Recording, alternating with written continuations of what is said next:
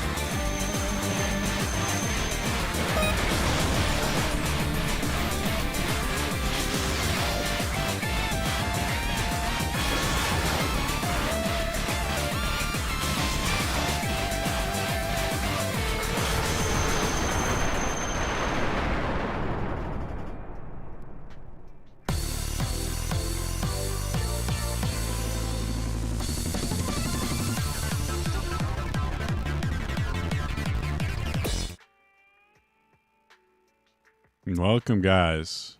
How's it going? Welcome to the Scarred Thumb Podcast. Good morning, Deborah. Good to see you. Good to see you in the chat. Well, I guess I might as well get into the topic right away. We're going to be talking about meta progression. This is from an article by a developer named Boghog. He put this on his Patreon, which I'm subscribed to. It's titled Notes on Addictive Design Number 2, Meta Progression Hell.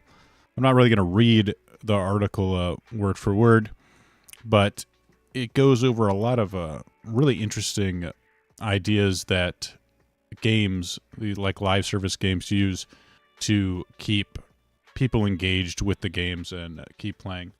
And of course, the idea is this is all in order to get them to spend money, because that is definitely something they want. This is the point of these games, is to keep you engaged and keep getting your money. And you can make a lot of money doing this.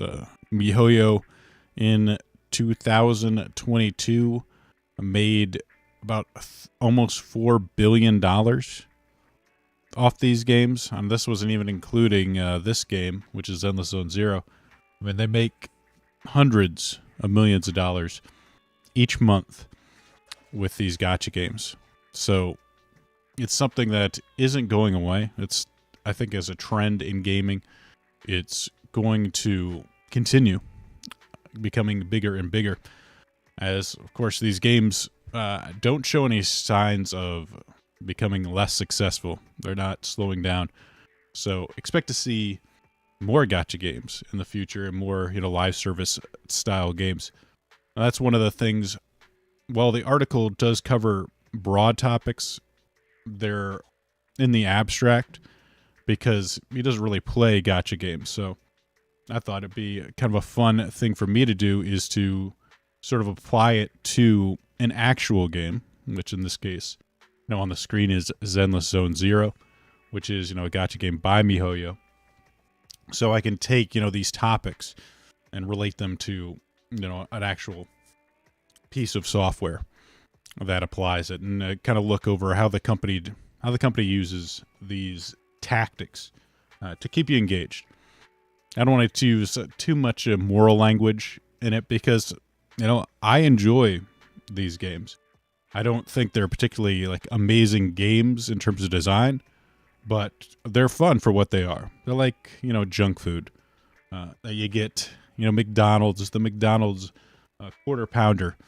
You don't buy it thinking like, man, this is really good food. This is, top of the line cuisine. They're like, I enjoy it. I enjoy the taste of it. It's fast. It's easy.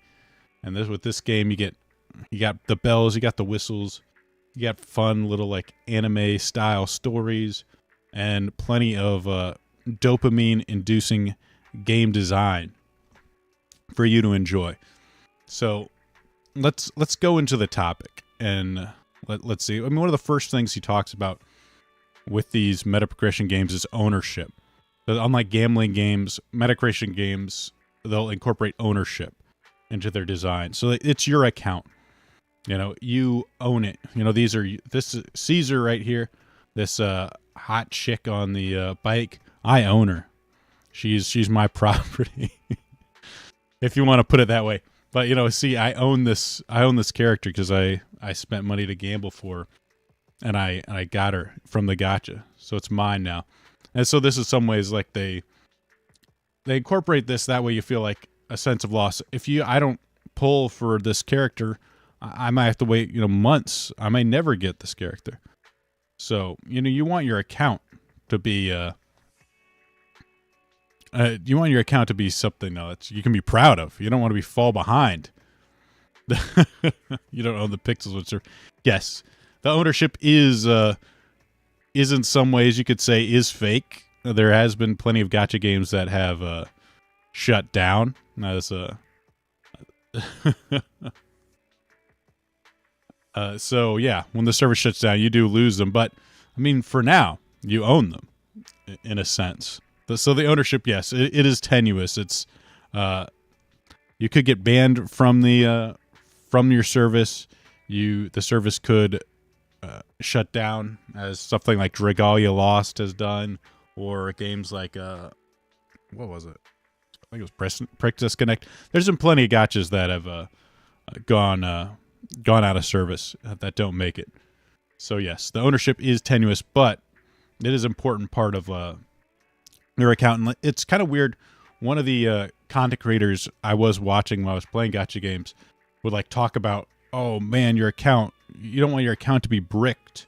Oh man, this account will be bricked if you don't pull this, X, Y, and Z character, because if you don't have these characters, you can't progress into harder content. And I always thought it was kind of a weird way to talk about a video game. Like, your account is what you're judged on. But that really is what the game is about. It's about the account. It's about the meta game, not the actual game that's sort of inside it. And that's what we'll go into. But his next note is anticipation is everything. Is the next topic. And then if you're familiar with how dopamine works, dopamine is produced when you're pursuing something. It's not when you acquire something. So it's all about building up that pursuit, getting you excited to gamble for your next character. And what they do, Zenless Zone Zero does it very well. and they have it actually made sense. I didn't really understand some of their gotchas at first, but if you keep anticipation in your mind, then you know then you kind of see what's going on, because you could see, like, if we go into signal search here, this is the gotcha in it.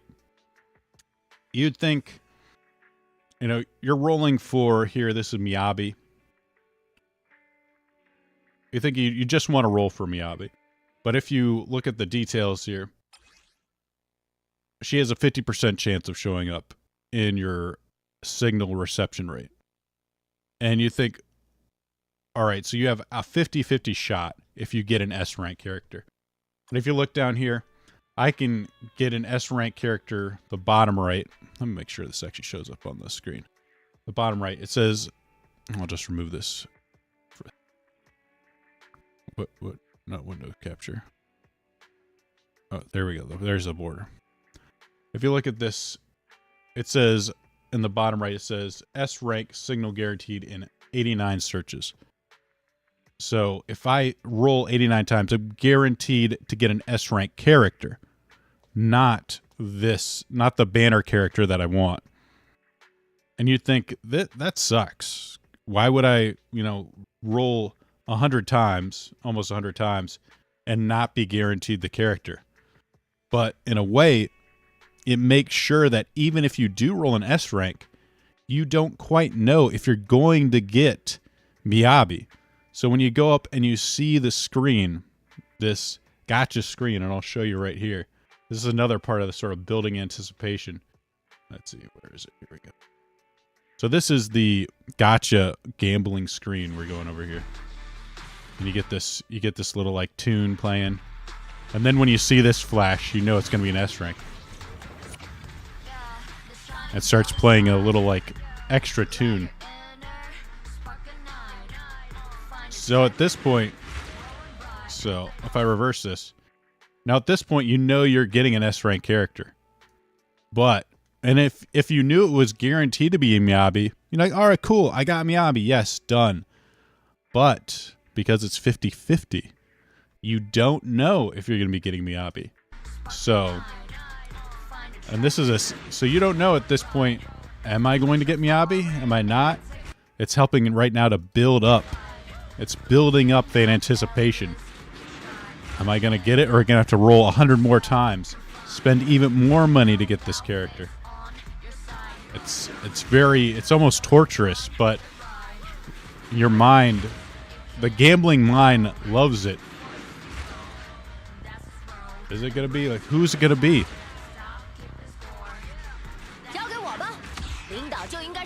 Oh no, it's Kaleda Bellabok. I mean, this obviously isn't this is the role for Miyabi. This was an initial role, but at this point, you'd be like, oh God, I didn't get it. Now I have to roll 100 more times. But then at this point, you're already 100 deep into it. Another thing he talks about is loss aversion. You're already 100 rolls deep. Are you going to give up now? You're guaranteed, after you lose the 50-50, you're guaranteed that you'll get your banner character on the next 100 rolls. So now you kind of lose that little bit of anticipation, not knowing what it's going to be. But wouldn't it be a lot? I mean, you could think, oh, it'd be a lot better if you just knew you're going to get your banner character. But in the back of your mind, that's not how the mind works. It's way more exciting if you get the S rank and you don't know. Will it be really good, or will it be really bad? That's what it is. Of course, getting an S rank character isn't necessarily a bad thing. They're very useful. They're strong. A lot of them like cool designs, so you're not too disappointed if you get an S rank character you want. But it's still not exactly what you were going for. But it helps build that anticipation to not have a guaranteed. And I think this is done purposely. They could just say, hey, guaranteed banner character after 200 rolls, and just be done with it. If that's, they figure, here's how much money we want to potentially get from our players. How many, we want them to roll and you don't necessarily, you can get them beforehand, but you don't. They have it worked out. They have it worked out, so you have to roll an average amount of times to get, let's see, X amount of rolls. Maybe it's like 180 or like 150. They figure it's going to be your average to get this character. They have the stats worked out. And in fact, they even have what's called a soft pity. Because, I mean, it'd be boring if you know, like, oh, I'm going to have to roll to like 100 to get this character. That's what's going to be the most likely outcome. What if before, like at around 80 rolls, you start to get into a soft pity, so you can get that S rank roll even before the pity, which is, something unexpected, maybe something a little more lucky. And that unexpected, it's that element of the unknown that really gets you going. That's what the anticipation's about. Like, are you going to get it? Are you not? And of course, they even have this on their W engine as well. But thankfully, they decided to be, like, I guess, merciful and make it 75-25 chance rather than a 50-50. But you can still not get that W engine as well. So it's all there, and it's all purposely done to make sure you, I guess, to be as addictive as possible. I don't know what the right word. Again, I don't want to try and use too much moralistic language and say like, oh, it's predatory, it's preying on your weaknesses. But I mean, it is exploiting human psychology to get the maximum amount of money for you. But maybe I like gambling. Maybe gambling's fun, and it's always something that can be done in reason. I mean, there's certain people that shouldn't gamble, just like there's certain people that shouldn't drink. But if you can handle it and you have the disposable income, there's nothing wrong with it. But this is one way they do to build anticipation. The other way they do build anticipation is and this is what I didn't understand about this game before I kind of read this article, is that coming from a retail background, right now you have Miyabi. This is the current banner going on. It will expire in 9 days. You think like this is your product right now that you're advertising. Why would you start, drip marketing another product? Like, they're already starting to advertise their newer character that's coming out. Like, here's the new hotness. And I guess I'll just kind of go over and show you. Why not just show you So this is their newest one. They're already advertising 1.5. This is the 2 new characters that'll be coming out in that banner. It's going to be Astra Yao, I believe, and Evelyn. So why would they do that when they still have 9 days on this other banner? I mean, that wouldn't make sense. But if you think about it through the lens, they want to build up hype. The people that have already really wanted that character, really wanted Miyabi, and are willing to spend money, they've already gambled. They've already got the character. They're already leveling her up. Maybe they've already leveled up at this point. So they need something new. We need to start building up the hype for the next characters, because that's what it's all about. It's all about, oh, here's a new thing. Hey, take a look at this next new thing. It's going to be really cool. And they put a lot of work into advertising their characters. And look at, like, they already put out a teaser. This was, I think, 2 days ago. So they're already teasing their next set of characters in their next events. This is Evelyn. Nothing slips through my defenses. They always have such great animations. Every era needs its own songstress. Oh, People place all of their hopes in her. This is so cringy, but I mean, look, just think about all the amount of money they put into making this stuff. So hearts have no more divides.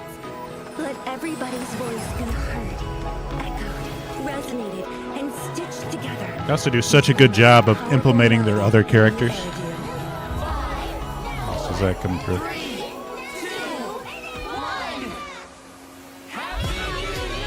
Happy New Year! Yay! You can kind of see how this might, I don't want to say prey upon lonely men.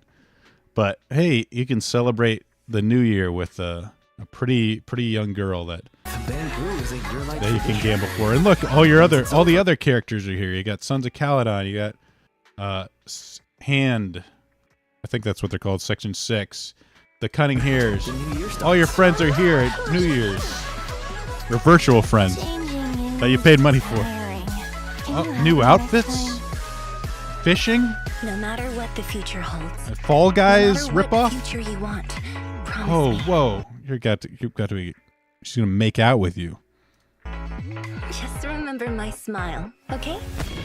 Happy Remember New your Year. smile. This year, next year, and every year.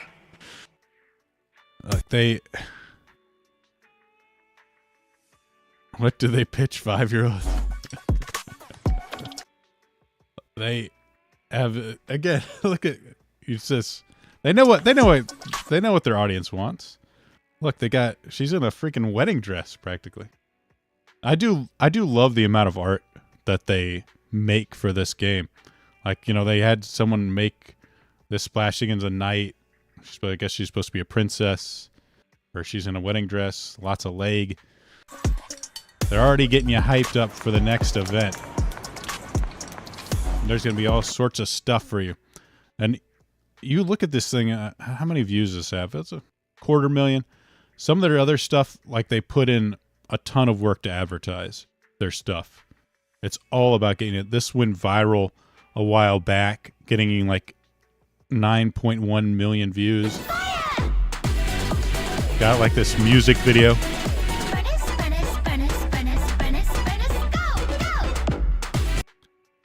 More, and they also, one of the things they also do, which I think is actually really cool, is they'll commission artists to make artwork for them, and then they put it, they obviously share it online, but it's a great way to advertise your products in kind of like a more natural way, rather than like, here's the official account, because this guy will repost that artwork on his, like if you follow this artist, he'll repost it on his account. It'll just get shared naturally if you're, into Zenless Zone Zero. During October, they had this sort of artwork here with characters from the game. They got another artist to do, a different faction, them in sort of Halloween outfits. Of course, there's so many artists, it's so popular that it just sort of builds its own ecosystem of creators naturally, where you have just people, making sexy fan art, which again gets shared on the internet. So if you're again on social media at all, you're gonna be coming across various things like this. Hey, Bernice, she looks pretty sexy, showing like a nice amount of hip. Maybe you should roll for her. I'm not too late. No, you're not too late, X-Runner. We're in the middle of it. This was a collab they did with McDonald's in China. I think those are milkshakes.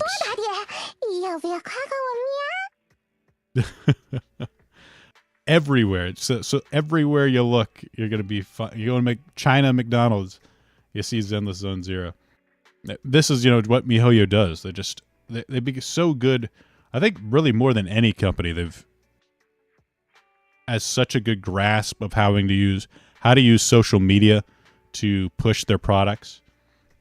And like they paid for this.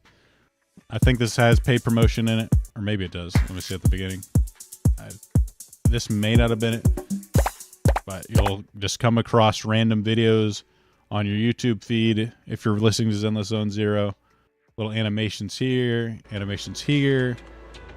This is new character Miyabi interacting with other characters that maybe you want to pull for as well. They ship characters and someone makes a comic about two characters that are in love, maybe in love with each other. Then someone makes a YouTube video with the dub of that comic, puts it on YouTube. It's no offense, this is so yeah, it is kind of cringe. It is kind of cringe if you're not really into it, but this is what they do. Once you're like kind of like sucked into fandom. They just give you content after content after content to consume, and that's how they keep people engaged in it. It's like I said, it's kind of like anime. If you're not into it, you're probably not going to enjoy it. But for those that do, it can be a very powerful way to keep people engaged in the game. But again, this is all about sort of building anticipation for the next character, and MiHoYo 1 pays people for it, and they'll also, fans will just do it for free because they want to ride on the sort of algorithm to get noticed, or they just enjoy it. They just enjoy the characters in the world, so they want to make art for it. And it's taken over in a way that, back in the day, I don't remember if you may remember Hazume Miku or things like Toho, which, had sort of like a more natural fan base of people that, just like the games and they're the characters, and they made a bunch of art off of it. It wasn't, any sort of commercial product, but, they just did it because it was fun. It was popular, and, they could share it with other creators. I did have a thing on that, like, they made this is like 20 million views 15 years ago, but it's just like this weird sort of Japanese style stuff, and they keep putting these characters together, and in a way they sort of take on a life of their own. The even beyond what the content in the game, you get the content that's sort of fan made. Some of it's headcanon, but it makes the world seem like it's living in a sense. It's kind of hard to express that, but it does feel a little bit like that, because you always have, here's a different thing that's come out that kind of like maybe fills in a backstory. It's just, when you're into it, it's pretty enjoyable. The other thing he talked about, this is gameplay loop versus meta, getting more back into the gameplay aspects of it. Really, Zenless Zone Zero has two games. It has the combat, and you have the actual, sort of walking around. You walk around, talk to people, do little quests to acquire resources. But really, this is the actual game right here. This is the menu where you manage everything. You have your agents here, where you have to level up. You have, your quests where you acquire daily quests, which kind of tell you, all right, you need to do 4 things, and we'll give you some free stuff.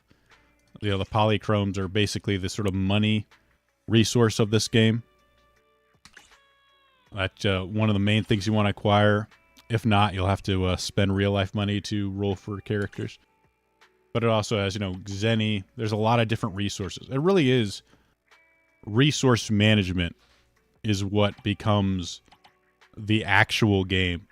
And you just sort of play. Everything else is almost sort of like a mini game to work around resource management. In a way, for I guess, a more hardcore player like myself, it would be combat would be what I enjoy. You want to clear the hardest difficulty stuff with your characters, and that's why you'd build up your characters. But really, in order to do that, it doesn't really matter how much skilled you are, because they've worked out just about how much DPS you need to have in order to clear these missions. It's always timed events, so if you haven't leveled up your characters enough, you're not going to be able to clear it. It doesn't matter how much you dodge, how quick you hit, how perfect your sort of loops between buffs and debuffs, the way you cycle through your attacks. That can maybe improve your DPS 10 to 20%, but it's not going to make the difference. What is going to make the difference is acquiring new characters, leveling them up, and all of that stuff is time gated by this resource up in the top screen. This is stamina. You get it for free every day. It sort of regenerates over time, or you can spend money to automatically refill it. if you want to, so you can spend real life money to help you out there. But that's what it is. It's essentially playing every day, managing time, your real life money to acquire the in-game resources becomes the game itself. That's the meta game on top of the actual game. So it becomes about doing your dailies, deciding like, am I going to spend for this character or not? Is it worth it? What character I'm going to level up today? This is kind of goes into his next note, because what these games do is they have long-term goals, and they have small goals, what he says, and big goals. So like the small goals are something that you do while you're trying to accomplish the bigger goal. So the bigger goal is going to take a while. Like if I want to get, say, I just acquired this character. They gave it to me for free. Can you believe it? For free. It's an S rank. So if I wanted to level this guy up, he's level 1. All right, so I could just pay some. I get him up to level 10 here. But now, in order to level up more, I need to collect a little seal. It costs money, or this game it's called Denny's. So that would be like a smaller goal. So, and I can collect more of this XP and seal resources each day in order to level them up. But beyond that, it's not just enough to level him up to like 60. I also need to level up his skills. So he's got core skills here that you can level up. If you have to get him 15 before I can level up these skills. These go up to 12, and each level, like each tier of level of these skills, like if I go like to 3. It only takes. Oh, I guess I need to go to 15. Maybe it's a bad example. Let's go up to. Let's go to King or Caesar. So if we go to skills, if I want to level up our skills right now, it's only like 6 of these. As we go to 7, it turns to a different tier of resources. So like the higher level you go, the more resources you need to acquire. So it's really easy.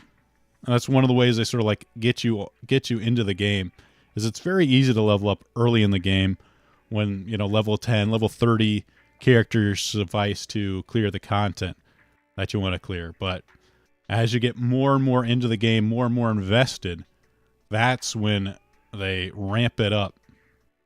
They do become chores. Yes, Paul. Good morning, by the way. They do become chores because that's kind of one of the reasons I like burn out of them after a while. You have to play every day, because if you're not playing it every day, then you're losing out on just free resources that they're trying to give you. They're giving you for free. Can you believe it? And you're just going to leave money on the table? So you got to play every day, right? But as it goes up, as he still becomes, or I think I've won, let's see, what's one? Is this max level? Beyond, if you get, like at this point now, you need like a special item that's extremely hard to get. I only have 1 of 7 of these things. So if I want to go take it beyond to the very max, now, oh my gosh, you need another thing. So they just they slowly ramp it up and up and up, and like ask for more and more and more. It is very calculated on how they do it to make sure you have to play even more. Like if you get everything you want right away, what's the reason to play every day? It's like, oh, it's too easy. They need to keep you in the loop, keep you going.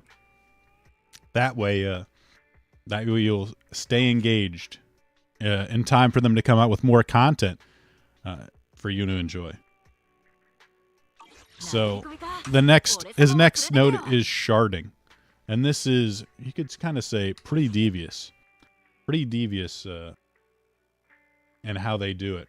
And this is the idea that if you have to split up the desire pieces in the game. And I wanted to use, for the example, I kind of think of this. I don't know if you're ever familiar with Monopoly at McDonald's, right? If you ever played this game, you know, like, all right, it's so if I get, you know, Mediterranean Avenue and Baltic Avenue, I win $50. That's pretty awesome. But if you remember how this game works, you might get Baltic Avenue really easily, but getting Mediterranean Avenue, well, that requires some work. Say you want to win a Sega Game Gear. If you have any idea just how old this picture is, if you want to win that Sega Game Gear, all right, maybe you get Connecticut Avenue, maybe you get Vermont Avenue, but Oriental Avenue, that might be pretty tough to get. And he kind of talks about what was called a compo. It's a Japanese word, compo gacha, where they did this, where they sharded it very blatantly, and it became illegal in Japan. Japan banned it because people were spending too much money on it. This would be like if the gacha itself, like you had to go into the gacha and collect, you know, different, like 5 different pieces in order to get the prize. So in a way, very much like this McDonald's Monopoly. Like you could get gacha, get Connecticut Avenue, get Vermont Avenue, and if they're like really evil, they make, you know, Oriental Avenue super hard to get. So you think like, oh man, I got 2 of these pieces. If all I need is just one more piece, but that piece just happens to be like 1 in a million, and apparently there's a guy stealing the pieces, so you never end up getting it anyway. Yeah, exactly, JWB. There was a thing about the Monopoly fraud. Yeah, there ended up being a guy stealing the winning pieces and giving it to like his friends. There's a big scandal over that, but I mean that's you know besides the point. The point is the sharding, splitting it up, allows them to get even more money out of you, and a Zenless Zone Zero does it in a few ways. One that isn't all that effective, in my opinion, is the copies. Each character you can get multiple copies, and it gives you a buff. Say with Caesar, let's see if I can let me go into her stats. They have this Mindscape Cinema. So if you get 6 different copies of this character, then you can unlock her, you know, full potential, that she becomes more powerful. But that would cost so much money. It costs thousands of dollars in order to get 6 copies of a single S rank character. So most people just don't do it. Unless like you're just a super whale, you're not going to go into this. But, you know, for something like an A rank character, you know, I end up getting 6 copies of Nicole just because she shows up while you're playing for the gacha. And once you get all 6, you get like a little artwork of this where she's, you know, wearing less clothing than she was before. Like if so normally you have like this, get this artwork, but if you get 6 copies, well, she's got less clothing than before, which is kind of cool. Kind of a cool reward for getting 6 copies of this of a certain character. But for S ranks, like I said, I just don't think it's enough to get most people to spend. What they really do, their really effective method of sharding is to split up the character and the weapon. So if you look, like I mentioned, I got this character for free. They just give it to you. You can also roll for more copies. But if you want him to be at his best, you need to get his own W engine. And these things are custom made for each character to make the character as powerful as possible. Like this is designed to be the best in slot. And if you want to, so if you invest, like say you roll for Miyabi, you roll like, maybe you have to roll like 120 times to finally get her. Well, you've got the character now. You want to level her up. You've already invested potentially real life money into her. Why wouldn't you want her to have her own custom W engine? Be the best that she can be. If not, you're going to be playing for her, you know, fighting on stages. And we're like, man, just how much more damage should be doing if I just spent a little more and got this custom W engine. And look, it's made with her. It's got her little like eyeball thing on it. It's very cute. It's a little like shrine.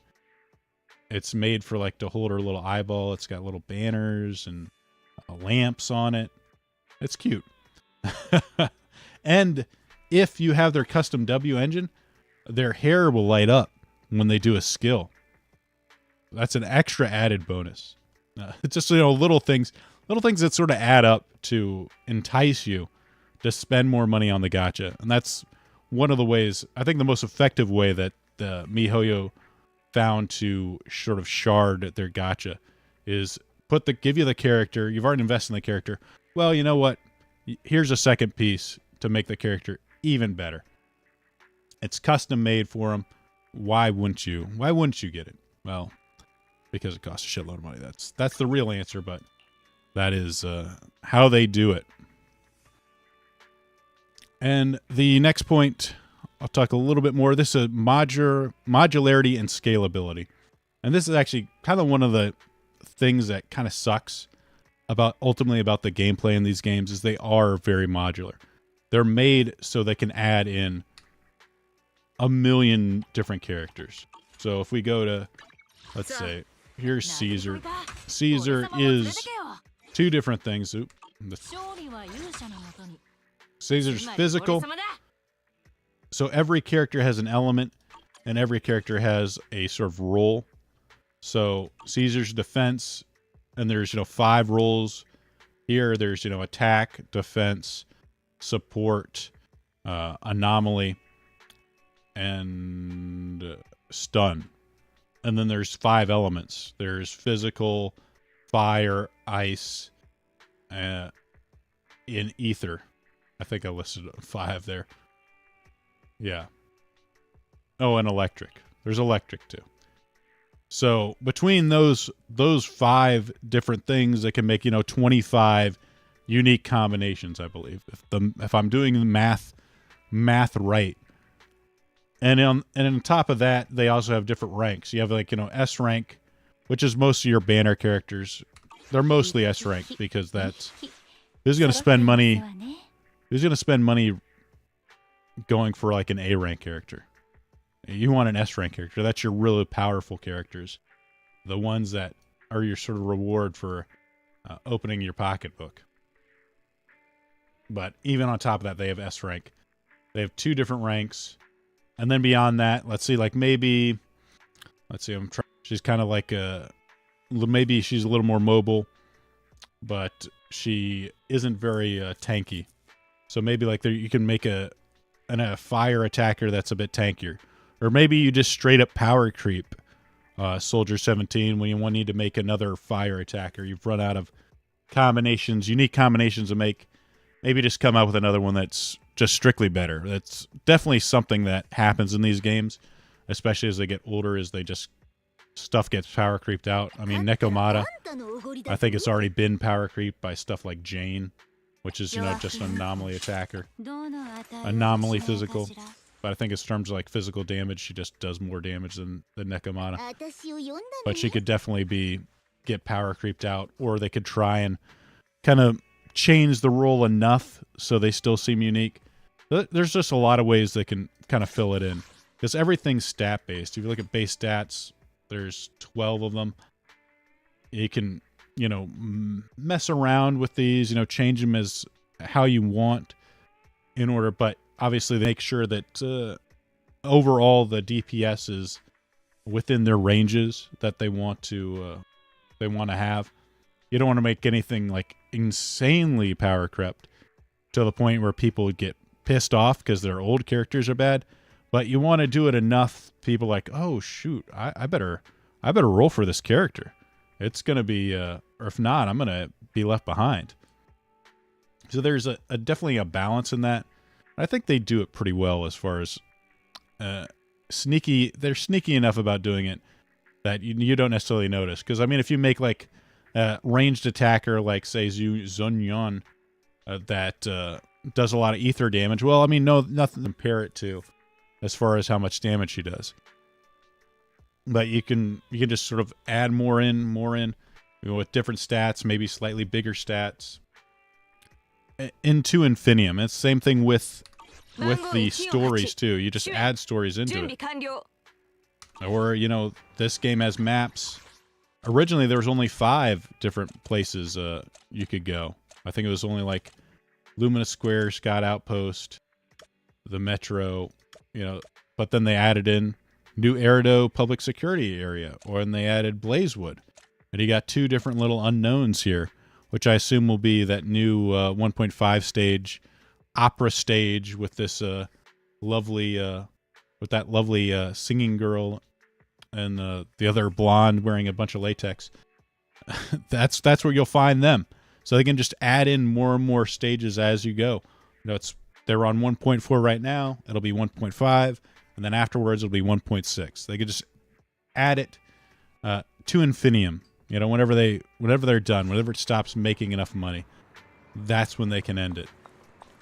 And they do an okay job of having like an overarching storylines. Like I think 1.4 was the sort of end of this storyline following this guy named Perlman. There's a mysterious organization that's trying to do like shady stuff in the Hollow, and they sort of wrap that arc up, and then they have another arc that starts. And even there, they have like another thread, like your main character that you play as, which is sort of Wise and Belle. These two are brother and sister. Like you don't quite know exactly what happened to them in the past, and it's kind of mysterious, and they don't really tell you what it is. So you kind of follow that. There's that underlying thread, like what happened to them in the past, like what are they really looking for in the Hollows, you know, what they're trying to uncover. You don't know. So you have to keep playing to find out. They've got it worked out pretty well. I'll give a Miyoyo a hand as far as having like different threads and not really telling you everything. That way you're kind of wondering, what did happen to these characters? Like Ambi. They have Ambi here, which looks a lot like Soldier 17, which I don't have her trust event. Let me show the agents. Her and her obviously look almost identical. They kind of hint the fact that they might be sisters, or they have like something in the past, but they haven't revealed it yet. Like, will this happen during, you know, Soldier 11's story? You haven't found out what exactly everything's about her, and they revealed her day 1. So this is like another story thread that they can kind of like bring you back in on. Like I've already invested a lot of resources into Soldier 17. She was my first S-rank character. You know, like in a few months, maybe like, hey, find out exactly what happened to her. I mean, could that pull me back in? Maybe. Probably not. But it's just another way they do it. It's very devious. Very devious. The last thing I'll talk about is loss aversion. And funnily enough, is the way they use loss aversion, which is the idea that humans want to avoid loss more than they kind of want to pursue gain. Like if I said like, pay me $100 and you'll win $150, you have a chance to win it. And like, what if it was like a 90% chance? Rationally, you'd probably say like, come on, I'd take that chance. But it was like only like one time. I mean, rationally you'd say, yeah, it's worth it. I'm going to win like 9 out of 10 times. But you'd probably still be thinking about that 10% chance that you just go home without $100. I mean, the idea of you winning an extra $50 would be pretty cool, but the pain of losing $100 is pretty extreme. I mean, you feel pretty dumb if you just lost $100 gambling, wouldn't you? So that's kind of like loss aversion. That's like kind of the idea behind loss aversion. And the one way they use it is you know, funnily enough, by giving you stuff for free. Like I said, there's a reason they gave this S-rank character for free. 1, they want you to play the game. 2, now that they've given you this free character, they can kind of get you to gamble for his W engine. if you want to level them up, oh, cool, free S rank character. I might as well gamble for this W engine. Why not? I mean, I want to be as good as possible. And now you can go back. I got to level them up too. It'd be a waste. It'd be a waste to leave them unleveled. So now you got to play again to level them up. You need to get seals to promote them. You need to spend money to level them up. Look, there's all sorts of resources you need to level this guy up. You need to fill up his skills and equipment. You know, you got the W engines. You also have 6 different drive discs to fill in here. So you got to go to you have to do this sort of fight, this it's like a pre-made fight where the results are random. You know, you end up getting like 2 different discs. Let's see, if we go to combat. It's training. This is routine cleanup. So you have like possibly getting 2 different discs, but the rank of them is random. And which one you get, the 1 out of 6 chance of you getting the right discs, and the chance, I don't know what the chance of you getting an S rank disc versus getting an A rank disc is, but there's that. Is the chance of you getting it is who knows? I'm getting distracted by chat. So like you have to do this multiple times to for the chance of getting the discs that you want. So there's a ton of farming that you need to do in order to make this character work. And of course, every day you regenerate stamina. So if you don't play that day, well, then you're sort of wasting your stamina right now. And actually, they even added this battery backup because I guess they figured after a while, like people were kind of getting a little bit burnt out of playing too much, playing every day, or missing days. They'd feel bad about it. The games want you to feel bad about not playing, but they don't want you to feel too bad. So bad that you might not want to play the game again. So they end up adding this battery that recharges. So if for some reason, life comes up, you miss a night, well, this battery backup will, fill up to help you make up for that. This will charge in your stead, so you can miss a day or two now. They've sort of eased up on that as, people have new games to play. They still want you to play this even while you're playing other games. It's, it only requires like 30 minutes to an hour of your time, so it's not too hard to do these daily quests, which is like doing the same freaking thing every single day. You'd think it gets boring, but there is something almost sort of like addictive in the monotony of doing it, because you have like a random chance of getting the thing you want. You're slowly building towards this overall goal. Again, like the dopamine is from the seeking. It's from pursuing the goal, not obtaining the goal. So you're getting dopamine from doing it. So despite the fact that it's relatively boring, it's still something that you sort of want to do. Once it gets its hook, and it sounds insane saying this. Like, I know it sounds crazy, but if you sort of get into the game and it sort of gets its hooks into you, that's when you feel it. And it's not like a big pull. It's not like a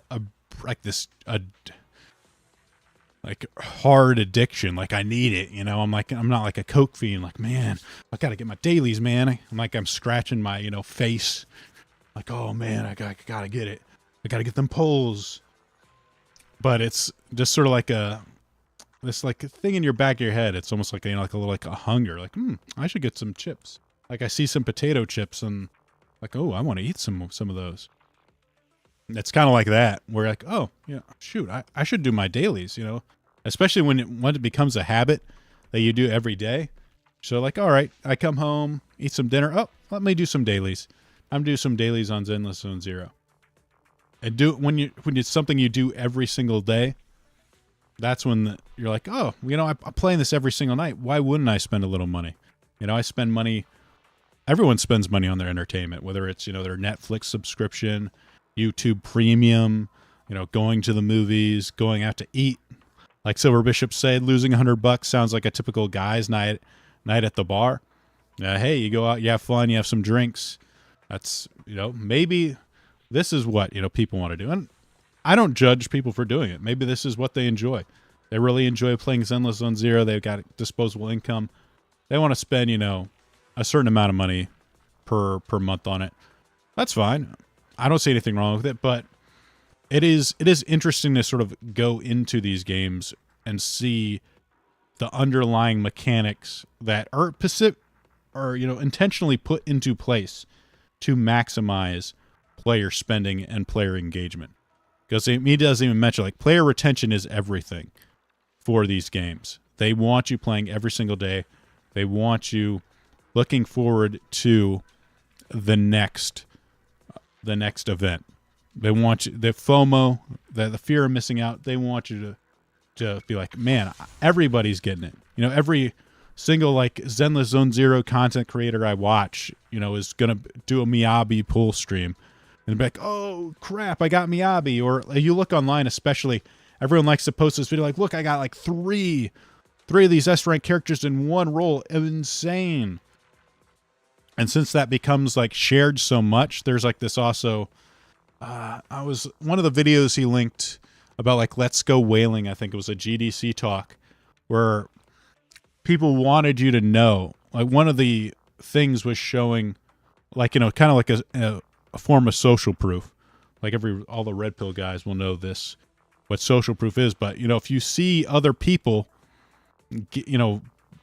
pulling for this character, you think like, oh, well, it's okay to pull for this character. It's what everybody spends money and pulls for these characters. Or, like the guy that has, 300,000 subscribers likes going and pulling for these characters. Well, that's like another form of social. We're like, oh yeah, why wouldn't you? Everyone that plays this does this. So in a way, the social media is just another way to like show off and let you know, like, hey, it's fun. It's fun to pull for these characters. It's okay to pull for these characters. That's what people do. Or you're not poor, are you? Because poor people don't. That's who doesn't pull for these characters. Poorer people. But that's it for the notes. Like I said, it's fun to look at these. Again, I enjoy the games for what they are. I don't think that they're the height of gaming, but what they do a lot of things that are really interesting.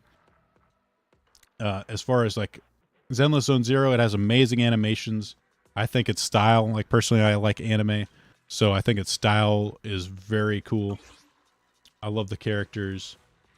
I mean, like, when you look at these, like, they commissioned the splash screen. It's got like a little animation. Again, another different piece of artwork that they put in for this. They just put in so much artwork, and like this has a really cool style.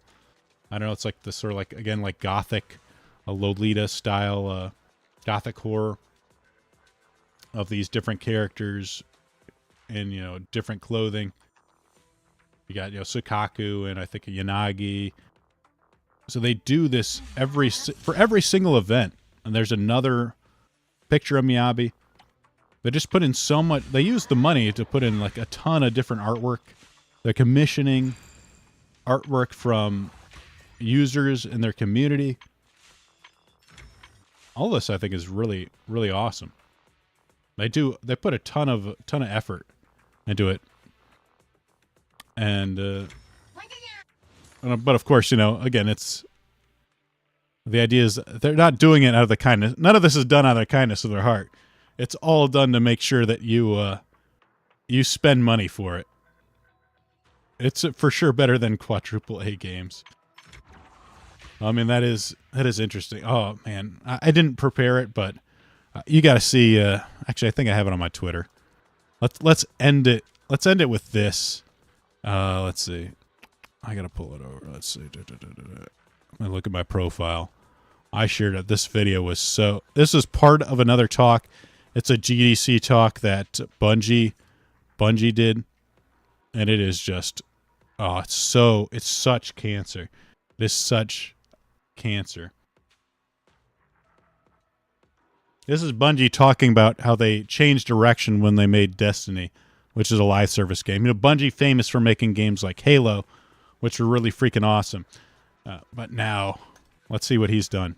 And this was all summed up at the time by our studio motto: we make games we want to play. And this is at the wall in front of our studio.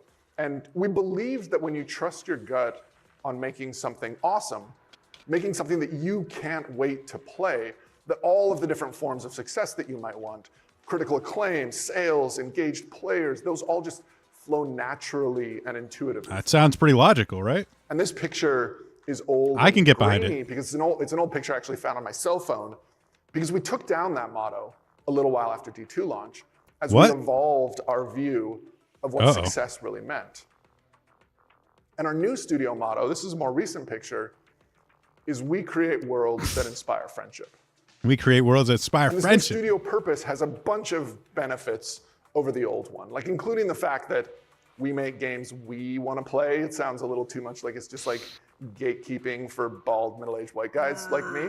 But besides adopting a more global and inclusive view, this is really about a shift away from that box product mindset into the service mindset. And again, oh God, it's got everything here. It's like games that we make games we want to play, perfectly logical. Like, yes, anyone with a brain could be like, wow, that's a good motto. Good motto to have. Yeah, why wouldn't you? Why wouldn't you make games that you want to play, that you want to enjoy? Makes sense, because there's got to be other people like you that will enjoy that game. And then, of course, changing it to we create worlds that inspire friendship. This makes zero sense. Like, I can get this. We make games I want to play. Like, yeah, I love games. I played plenty of games I love. Why wouldn't I want to do that? What does worlds that inspire friendship even mean? M1, it's already effeminate. Just the language of it. We create worlds that inspire friendship. Whoa. Wow. Playing Halo. Look, I played Halo back in the day, and in the college, we had this big split screens. There wasn't a lot of friendship going on in competitive, multiplayer Halo. Not a lot of things that you would say that inspired friendship, but it was fun as hell. Everybody enjoyed it. It's, great memories playing the game. But I wouldn't call it a world that inspired friendship. It just inspired competition, maybe. But the effeminate language makes no freaking sense. You look at that, and you're like, what does that even mean? And then, of course, you have to have we create worlds that inspire friendship. You have to have the insult. And this new studio purpose has a bunch of benefits. The self-degradation. Like including the fact that we make games we want to play. We? Oh, you mean we as in like white men? Those pesky straight white guys. That built the industry. Yeah, sounds a little too much like it's just like gatekeeping for bald middle-aged white guys. Oh no, he's bald middle-aged white guys. They're gatekeeping again. This like self-degradation. Like, oh, aren't I such a piece of crap? Gatekeeping games like this. I can't believe we used to gatekeep games with Halo. Guys like me, but besides. Ugh. No wonder why. By the way, Bungie, he was bragging in this talk. He was bragging about how much money Destiny 2 is making. Now they're like probably going to get acquired by Sony. Their stock prices are dropping precipitously. They had to fire like 15% of their staff because, funnily enough, at the end of this thing, they're also like, hey, we got a bunch of job positions opening. Guys, we're looking to onboard new talent in like every field. Well, of course, 1 year later, this, of course, was 2000s when the STEMI money was still going strong, and of course, afterwards, all that dried up and we contracted, and now 50% of their staff is gone. I don't know if it's all the people that onboarded, or they just got rid of some of their older, more expensive people. But yeah, not doing too well. How is that? How is your motto treating you now? Yeah, that's the service mindset apparently. he actually had like an interesting idea. Like they used to think of their games as like trains, where here's the product, and the product's the train, and you just get people on it, and they go for a ride, enjoy the game. But now they think of themselves as like a train station, and the trains are constantly coming because it's update after update after update. Like each train comes in, boom, here's a new update, here's another train. There's like 5 different trains arriving at, different times. Maybe sometimes multiple trains at the same time as they come up with like new updates. They come into the train, and we just constantly give you new shiny things to play with. And it doesn't matter if they're the highest quality we can have, because what's more important is that it gets done fast. It needs to be on time, because if people don't have new things to play, well, then they move on to another game. But dang, this took me like over an hour to go into. So I guess that's where we'll end it. It's the entire topic is just about gacha games. But it's like I said, it's this stuff isn't going away. It's making a ton of money. I don't think everything's going to become, gacha live service games, but it's taking a large amount of market share right now. I mean, I did, in some of the news I was going to go over, I mean, Marvel Rivals is just doing insane numbers right now. Another live service game, no mods. Let's see what it's made, about 100 million overall in its first month. Right now, it's over 500,000, 644,000 players. So these live service games are just dominating player counts. I mean, you look at this: Counter-Strike 2, Dota 2, Path of Exile, PUBG, Rust. Power World really isn't too much of a live service, but Grand Theft Auto 5 is. These are your most played games right now. This is in terms of player numbers. These consistently keep pulling tons. I mean, I don't know if you can. I didn't bother to add up, all the amount of people playing. If we look at players right now, just how many are playing, but it's over 1 billion easily, even between Counter-Strike and Rivals. You've got over 1 million players playing right now. Probably more, millions upon millions of players in these live service games. So they're taking a lot of bandwidth in terms of what the gaming community is playing. So it's not something that you can't quite ignore it.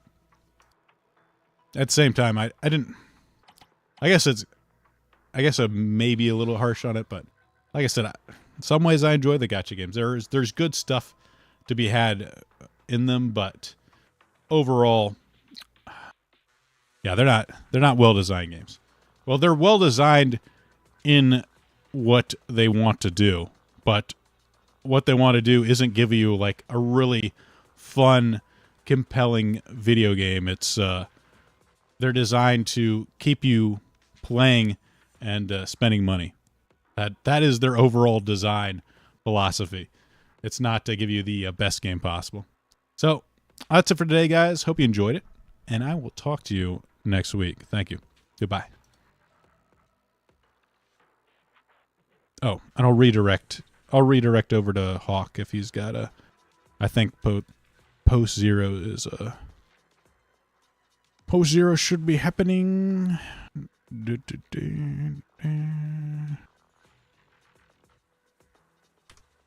I don't know if he's got it up. Does he have it?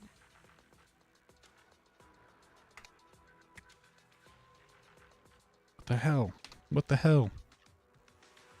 Hawk, what's going on? Let me see if I can find it.